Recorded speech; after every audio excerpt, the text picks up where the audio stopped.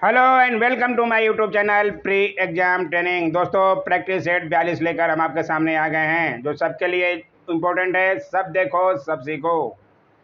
आइए देखें आज का सवाल देखेंगे। उसके पहले बहुत लोगों को लाइक बटन और सब्सक्राइब बटन नहीं दिख रहा है। ये देखिए मेरा practice set 4 BPSC auditor practice set डालिएगा तो आपका 4 ही दिखेगा। इसमें देखिए लाइक बटन कहाँ है, मैं आपको दिखा दे रहा हूँ। बहुत लोगों को नहीं दिख रहा है लाइक बटन ही कहाँ है, केवल मज़ा ले रहे हैं सब लोग। ये देखिए लाइक बटन, ये 70 लिखा हुआ है, इसी को लाइक बटन कहते हैं। आप नहीं जानते हैं तो जान जाइए। और सब्सक्राइब कहाँ है ये भी आपको दिखा दे रहे हैं। ये देखिए रेड कलर का है सब्सक्राइब, इसको दबाइएगा और ऑल कर दीजिएगा तो आपको सारा नोटिफिकेशन जाएगा, आप ही के लिए फ़ायदे रहेगा। इसलिए लाइक और सब्सक्राइब नहीं कर रहे हैं तो करना चालू कर दीजिए, क्योंकि इस पर जो है डेली इम्पोर्टेंट सवाल बताए जाते हैं। सुबह के टाइम में करंट अफेयर्स और शाम के टाइम में प्रैक्टिस सेट कराया जाता है, जो कि किसी भी एग्ज़ाम में कट ऑफ पार करने के लिए बहुत बहुत ज़रूरी है। जो लोग नासमझी कर रहे हैं वो करने दीजिए, जो लोग बने हुए हैं वो देखिए। आइए देखें आज का पहला सवाल। हमने 50 तक कल करा दिया था प्रैक्टिस सेट 41 में, आज 42 है।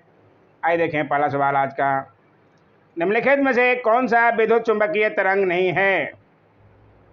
विद्युत चुंबकीय तरंग के संचरण के लिए किसी माध्यम की आवश्यकता नहीं होती तथा वे निर्वात में भी गमन हो सकती है। ध्यान रखिएगा, समप्रकाश तरंगे, ऊष्मीय विकिरण, एक्सरे, रेडियो तरंगे इत्यादि विद्युत चुंबकीय तरंग के उदाहरण हैं। इसके अनुसार इसमें पूछ रहा नहीं है, तो आप समझ सकते हैं इसका सही जवाब जो है बी, पराध्वनि। ध्यान रखिएगा। आइए देखिए अगला सवाल। विषुव कौन से अक्षांश पर होता है?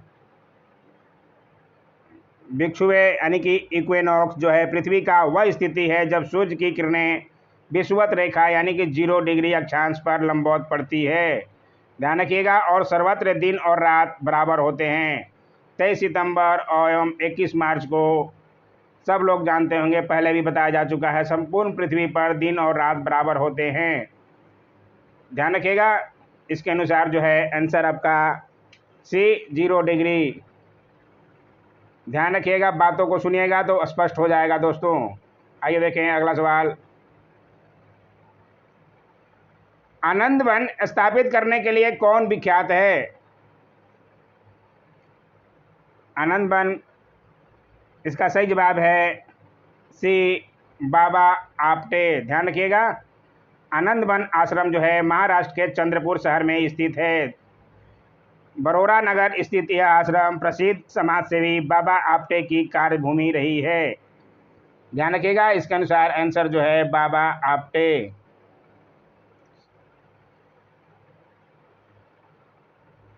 ध्यान रखिएगा। आइए देखिए अगला सवाल। अधिकतम ऊंचाई वाला असैनिक विमान पतन है। अधिकतम ऊंचाई वाला असैनिक विमान पतन, सैनिक का नहीं, असैनिक। इसका सही जवाब है डी, चीन में। ध्यान रखिएगा। चीन स्थित दाओचंग, नाम ध्यान रखिएगा, दाओचंग यादिंग हवाई अड्डा समुद्र की सतह से 1411 मीटर की ऊंचाई पर स्थित है। यह चिसुआंग प्रांत में स्थित है। इससे पहले बांदा हवाई अड्डे तिब्बत में को दुनिया में सर्वाधिक ऊंचाई पर स्थित नागरिक हवाई अड्डा होने का गौरव हासिल था, जो समुद्र तल से 4334 मीटर की ऊंचाई पर स्थित है। ये दोनों का ध्यान रखिएगा। चीन में स्थित दाओचंग यादिंग हवाई अड्डा 1411 मीटर। दूसरा है तिब्बत में 4334 मीटर, जिसको ऊंचाई हासिल था। इसके अनुसार ये चीन में जो है इसको ये हो गया। ध्यान रखिएगा। आइए देखिए अगला सवाल। इलायची की पहाड़ियां भारत में कौन से भाग में अवस्थित है? इलायची की पहाड़ियां के लिए प्रसिद्ध कडामम की पहाड़ी बताया था मैं पिछले प्रैक्टिस सेट में ही। दक्षिण भारत अनामलाई की पहाड़ी की सबसे ऊंची चोटी अनैमुदी है। अनैमुदी 3 पहाड़ियां का केंद्र बिंदु है। ध्यान से सुनिएगा, अधिकतर प्रश्न बनता है यहाँ से। 3 पहाड़ियां श्रृंखला 3 दिशाओं में जाती है। दक्षिण की ओर इलायची की पहाड़ी कार्डामम को पहाड़ी, उत्तर की ओर अनामलाई की पहाड़ी तथा उत्तर पूर्व की ओर पालनी की पहाड़ियां हैं। ध्यान रखिएगा, इसके अनुसार जो है आंसर आपका बी दक्षिण। ध्यान रखिएगा, दक्षिण में जो है कार्डामम की पहाड़ी, इलायची की पहाड़ी उसी को बोलते हैं।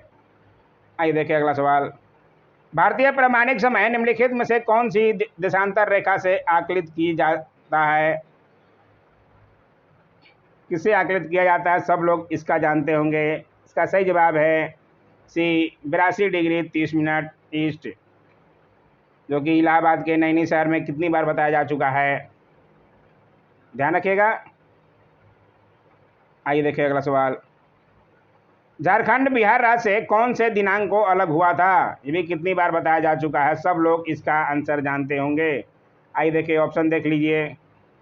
15 नवंबर 2000 को। इजी सा क्वेश्चन था, लेकिन जो नहीं जानते हैं उनके लिए डिफिकल्ट था, तो वो लोग जरूर नोट कर लें। आइए देखिए अगला सवाल। बिहार राज्य में कितने जिले हैं? यही बच्चे सा सवाल हो गया है। 38 जिले बार बार बताया जा चुका है। बिहार एक समग्र में मैं इसके बारे में पूरा डिटेल बताया हूँ, अगर नहीं देखे हैं वो वीडियो तो जरूर देखिए। बिहार एक परिचय। रेडियोधर्मी तत्व उत्सर्जित करते हैं, क्या उत्सर्जित करते हैं? इसका सही जवाब है एल्फा किरणें तथा या बीटा किरणें। ध्यान रखिएगा, इसका आंसर जो है बी। सब लोग लगभग जानते ही होंगे। आइए देखिए अगला सवाल। मैग्नेटाइट क्या है? इसका फॉर्मूला क्या है मैग्नेटाइट का? इसका सही जवाब है बी Fe3O4। ध्यान रखिएगा, Fe3O4 को मैग्नेटाइट कहा जाता है। स्टील के घटक हैं, स्टील के घटक कौन कौन से हैं? इसमें सही जवाब है ए लोहा और कार्बन। ध्यान रखिएगा। आइए देखिए अगला सवाल। नायलॉन 6 का एकलक है, नायलॉन 6 का एकलक कौन सा है? नायलॉन 6 जो है का एकलक कैप्रोलेक्टस। ध्यान रखिएगा, कैप्रोलेक्टस इसमें कहाँ दिया है? सी। आइए देखिए अगला सवाल। साइक्लोएल्केन का समान सूत्र है, साइक्लोएल्केन का समान सूत्र इसमें से कौन सा है? इसका सही जवाब है सी CnH2n-2। ध्यान रखिएगा। आइए देखिए अगला सवाल। गैस रिसाव का पता लगाने में इस्तेमाल कार्बनिक यौगिक हैं, गैस रिसाव का पता लगाने में इस्तेमाल कार्बनिक यौगिक इसमें से कौन से हैं? का सही जवाब है इथाइल मेरकैप्टन। ध्यान रखिएगा, इथाइल मेरकैप्टन जो है तीक्ष्ण दुर्गंध युक्त रंगहीन गैस होता है। इसमें सल्फर के यौगिक विद्यमान होते हैं। इस गैस का प्रयोग LPG के साथ मिश्रित किया जाता है ताकि गैस रिसाव होने पर सुगमता से अनुभव किया जा सके। इसका अनुभव किए होंगे गैसों में आप LPG। ध्यान रखिएगा, इथाइल मेरकैप्टन। आइए देखिए अगला सवाल। निम्नलिखित में से जो धातु समान तापमान पर तरल रूप में रहता है वह है? समान तापमान पर तरल रूप में रहता है वह है पारा। ध्यान रखिएगा, पारा जो है, पारा को क्विक सिल्वर भी कहा जाता है। इसका मुख्य सिनेबार है।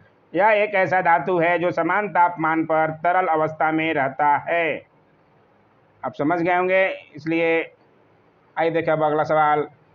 निम्नलिखित में से अधातु जो बिजली का सुचालक है वो है कौन सा? आयोडीन, ग्रेफाइट, हीरा, पारा। ये भी अधिकतर लोग जानते होंगे। ग्रेफाइट जो है बिजली का कुचालक होता है।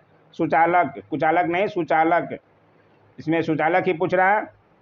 ग्रेफाइट बिजली का सुचालक होता है। कार्बन के दो अपरूप होते हैं, हीरा तथा ग्रेफाइट।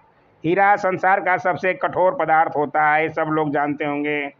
इसके अनुसार इसमें सही जवाब जो है बी ग्रेफाइट। ध्यान रखिएगा। सबसे प्रतिक्रियाशील धातु है, कौन से सबसे प्रतिक्रियाशील धातु है? सोडियम, लिथियम, पोटेशियम और कैल्शियम। इसमें सही जवाब जो है पोटेशियम। ध्यान रखिएगा। आवर्त सारणी में ऊपर से नीचे की तरफ आने से क्रियाशीलता बढ़ती है, अतः पोटेशियम पहले आएगा, उसके बाद सोडियम आएगा, उसके बाद लिथियम आएगा, उसके बाद कैल्शियम आएगा। क्रियाशीलता का उचित क्रम होगा, ध्यान रखिएगा। इसके अनुसार पहले नंबर पे कौन आएगा? पोटेशियम।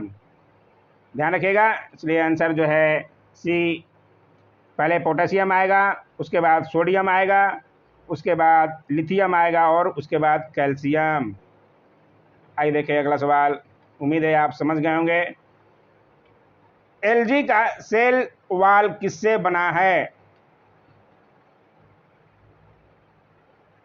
इसका सही जवाब है ए, सेलुलोज और पेक्टिन। ध्यान रखिएगा। इसका सही जवाब ए है, सेलुलोज और पेक्टिन। आइए देखिए अगला सवाल। दो संभाग दिल किसमें पाया जाता है? दो संभाग दिल, मत्स्य में दो संभाग दिल पाए जाते हैं, मैमल्स में 4 संभाग, एल्मीफीबिया दिया हुआ एल्मीफीबिया में 3 संभाग, पक्षी यानी कि एविस में 4 संभाग, रेप्टाइल्स में 4 संभाग, मगरमच्छ में 4 संभाग तथा मेढक में 3 संभाग दिल पाए जाते हैं। ध्यान रखिएगा। यहाँ पूछ रहा है दो संभाग किसमें पाया जाता है? इसके अनुसार फिशीज यानी कि मत्स्य। सही जवाब जो है डी। ध्यान रखिएगा। आइए देखिए अगला सवाल। मेरिस्टेमेटिक ऊतक किसमें पाया जाता है? यह भी अच्छा सा सवाल है। इसका सही जवाब है ए, स्टेम टिप। ध्यान रखिएगा। मेरिस्टेमेटिक ऊतक पौधों में उस स्थान पर पाया जाता है जहां पौधे के विकास की संभावना हो। ध्यान रखिएगा। आइए देखिए अगला सवाल। वसायुक्त ऊतक कौन सा है? वसा ऊतक जो है वसायुक्त होता है। इसका प्रमुख उदाहरण एडिपोज ऊतक है। ध्यान रखिएगा, यह एक संयोजी ऊतक है। इसके अनुसार आंसर जो है आपका बी, वसा ऊतक। वसा ऊतक वसा युक्त होता है, तो वसा ऊतक, वसा युक्त ऊतक पूछ रहा है तो वसा। आइए देखिए अगला सवाल। केंद्रीय तंत्रिका तंत्र के घटक कौन से हैं? इसका सही जवाब है मस्तिष्क और रीढ़ की हड्डी। ध्यान रखिएगा। मनुष्य की तंत्रिका तंत्र 3 भागों में विभक्त होती है। ध्यान से सुनिएगा। केंद्रीय तंत्रिका तंत्र, परिघीय तंत्रिका तंत्र तथा स्वायत्त तंत्रिका तंत्र। केंद्रीय तंत्रिका तंत्र में 2 भाग सम्मिलित होते हैं, मस्तिष्क तथा मेरु रज्जु। उसी को रीढ़ की हड्डी बोलते हैं। आप समझ गए होंगे। इसलिए आइए देखो अगला सवाल। किसी मरु क्षेत्र में मृदा अपरदन को रोका जा सकता है? कैसे रोका जा सकता है? बहुत अच्छा सवाल है। इसका सही जवाब है पेड़ लगाकर, वन रोपण द्वारा। सब लोग इसको तो जानते होंगे।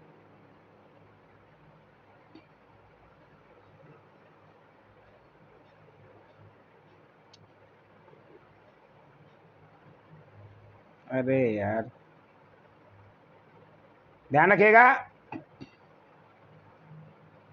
आइए देखिए अगला सवाल।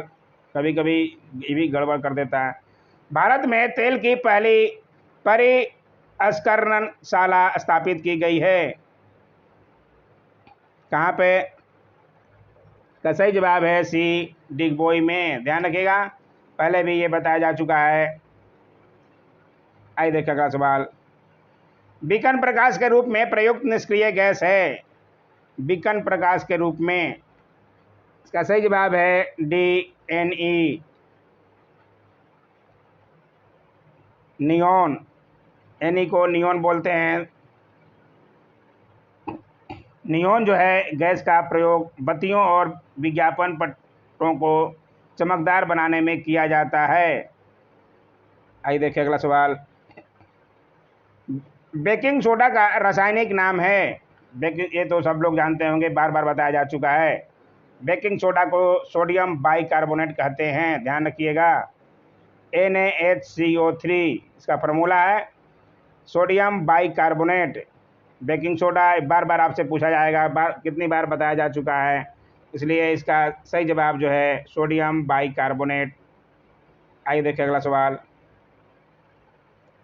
निम्नलिखित में से कौन सा विटामिन गर्म होने पर नष्ट हो जाता है? Vitamin A, vitamin B, vitamin C, vitamin D. ये भी बहुत अच्छा सवाल है। विटामिन की खोज किसने की थी? फंक ने 1911 ईस्वी में।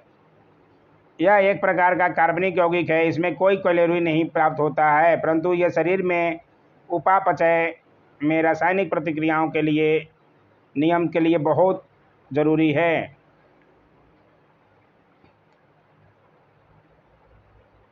इसमें जो है, इसके अनुसार आंसर जो है आपका सी हो जाएगा, विटामिन सी, ध्यान रखिएगा। आइए देखिए अगला सवाल। पाचन है, भोजन को क्या करता है? इसका सही जवाब है ए, जटिल से सरल अणुओं के रूप में बदलने की क्रिया। पाचन क्या कहते हैं, भोजन को कैसे करता है? जटिल से सरल अणुओं के रूप में बदलने की क्रिया को पाचन कहते हैं। आइए देखिए अगला सवाल। वायु में 0 डिग्री से ध्वनि तरंग का वेग कितना होता है? माध्यम का ताप बढ़ने पर ध्वनि की चाल जो है बढ़ जाती है। सामान्यतः 1 डिग्री ताप बढ़ने पर वायु में ध्वनि की चाल लगभग 0.61 मीटर पर सेकेंड बढ़ जाती है। 0 डिग्री पर शुष्क वायु में ध्वनि की चाल जो है 332 मीटर पर सेकेंड होती है।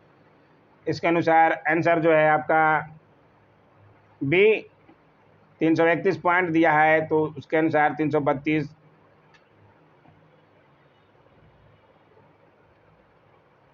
ध्यान रखिएगा, क्योंकि 0 डिग्री पर शुष्क वायु में ध्वनि की चाल 332 मीटर पर सेकेंड होती है। आइए देखिए अगला सवाल। शताब्दी एक्सप्रेस गाड़ी का नाम किसकी शतवार्षिकी को संबोधित करता है? अभी बहुत अच्छा सवाल है। प्रथम शताब्दी रेलगाड़ी जो है 1998 ईस्वी में चलाई गई थी। पूर्व रेल मंत्री माधवराव सिंधिया ने भारत के प्रथम प्रधानमंत्री जवाहरलाल नेहरू के जन्म शताब्दी अवसर पर 1988 ईस्वी में इस रेलगाड़ी का उद्घाटन किया था। आरंभ में यह ट्रेन नई दिल्ली से झांसी तक जाती थी, क्योंकि बीच में ग्वालियर पड़ता था। ग्वालियर के ही माधवराव सिंधिया थे, जहां मैं भी 20 साल लगभग रह चुका हूं, जिसे बाद में भोपाल तक चलाया जाने लगा। आप समझ गए होंगे इसका आंसर जो है किसके नाम पर रखा गया, इसमें तो दिया नहीं है, जवाहरलाल नेहरू। अब इसलिए आंसर जो है ई हो जाएगा। ई क्यों हुआ आप समझ सकते हैं, क्योंकि जवाहरलाल नेहरू के नाम पे रखा गया था। निम्नलिखित में से कौन सी रबी फसल नहीं है? रबी और खरीफ के बारे में पहले भी बहुत बार बताया जा चुका है। इसमें नहीं है पूछ रहा है, तो आंसर जो है बी हो जाएगा, चावल। आइए देखिए अगला सवाल। कोलकाता और दिल्ली किसके द्वारा जुड़े हुए हैं? कौन सा NH जुड़ता है, नेशनल हाईवे, कोलकाता और दिल्ली को?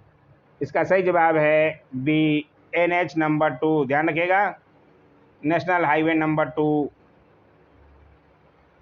आइए देखिए अगला सवाल।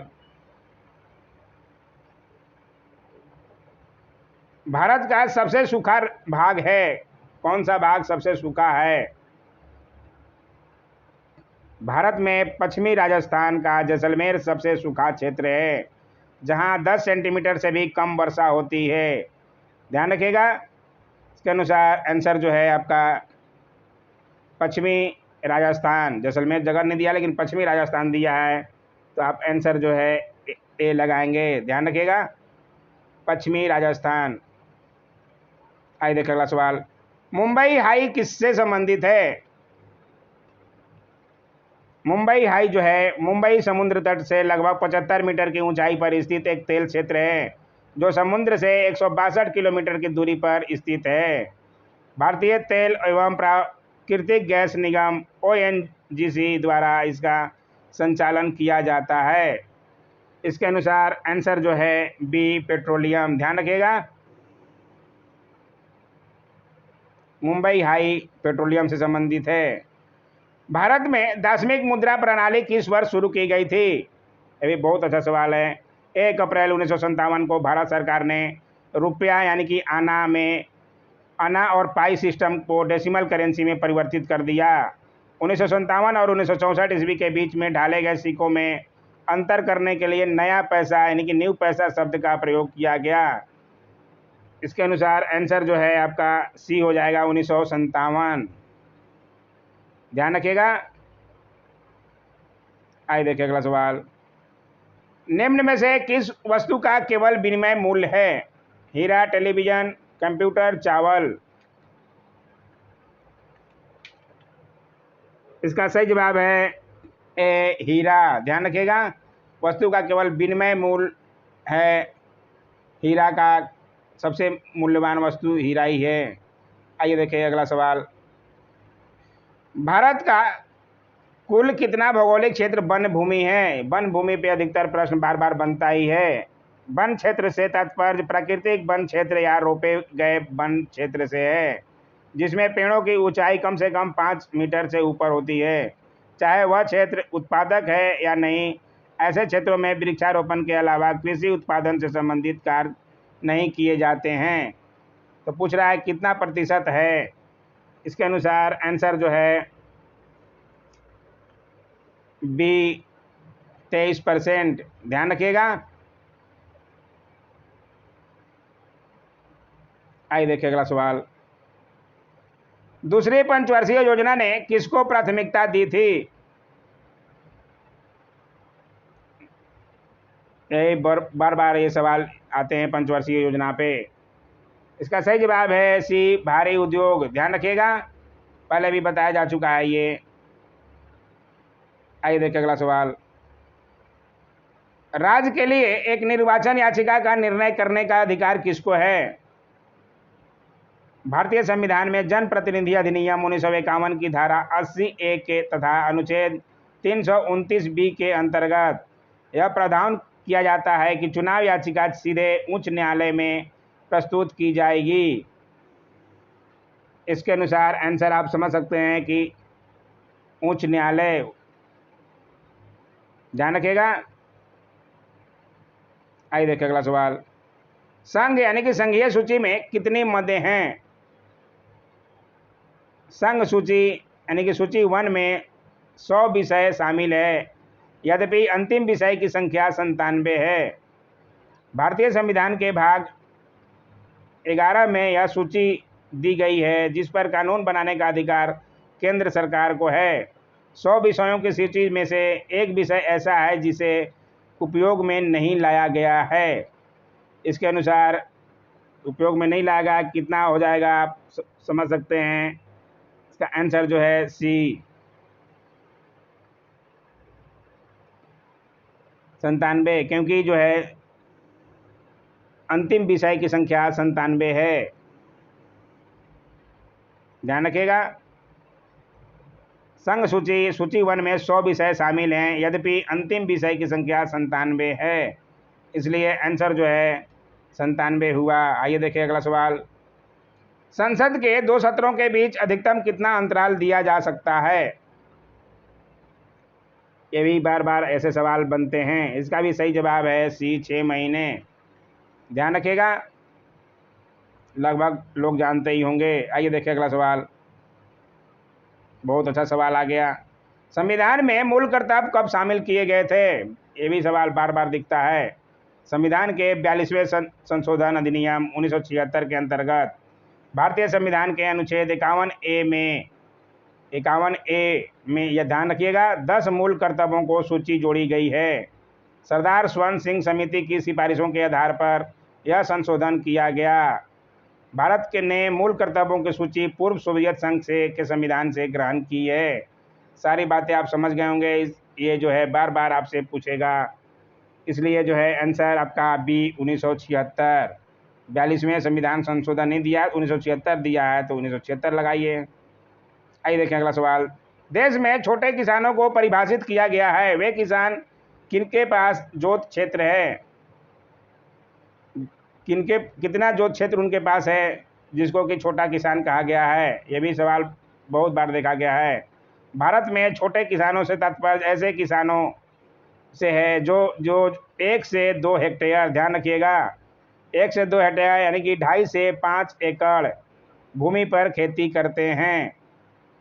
हेक्टेयर में पूछे तो 1 से 2 हेक्टेयर और एकड़ में पूछे तो 2.5 से 5 एकड़ भूमि पर खेती करते हैं, उसी को छोटा किसान कहा गया है। सीमांत किसान से तात्पर्य ऐसे किसान से है जो अधिकतम 1 हेक्टेयर यानी कि 2.5 एकड़ भूमि पर खेती करते हैं, उसको सीमांत किसान कहते हैं। यहाँ पूछ रहा है छोटे किसानों से, इसके अनुसार 1 से 2 हेक्टेयर, बी आंसर।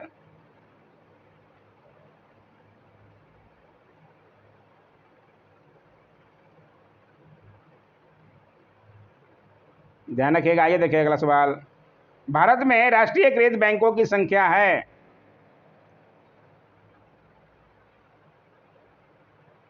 सर्वप्रथम 14 वाणिज्यिक बैंकों का राष्ट्रीयकरण 19 जुलाई 1969 को किया गया, जिसे 9 अगस्त 1969 को राष्ट्रपति ने अपनी मंजूरी दी। पुनः 1980 ईस्वी में भारत सरकार ने धन वितरण, क्रेडिट डिलीवरी पर अपना पकड़ मजबूत करने और सरकार को अधिक शक्तिशाली बनाने के लिए 6 अन्य वाणिज्यिक बैंकों का राष्ट्रीयकरण किया। इसके अनुसार कितने हो गए, आप गिन लीजिए। आंसर जो है आपका सी हो जाएगा, 20। ध्यान रखिएगा। आइए देखिए अगला सवाल। 1884 से 54 से 56 ईस्वी में क्रिमियन युद्ध किनके बीच लड़ा गया था? 1854 से 56 में क्रिमियन युद्ध, आप ऑप्शन देख सकते हैं। इसका सही जवाब है ए, रूस और तुर्की के बीच में। ध्यान रखिएगा।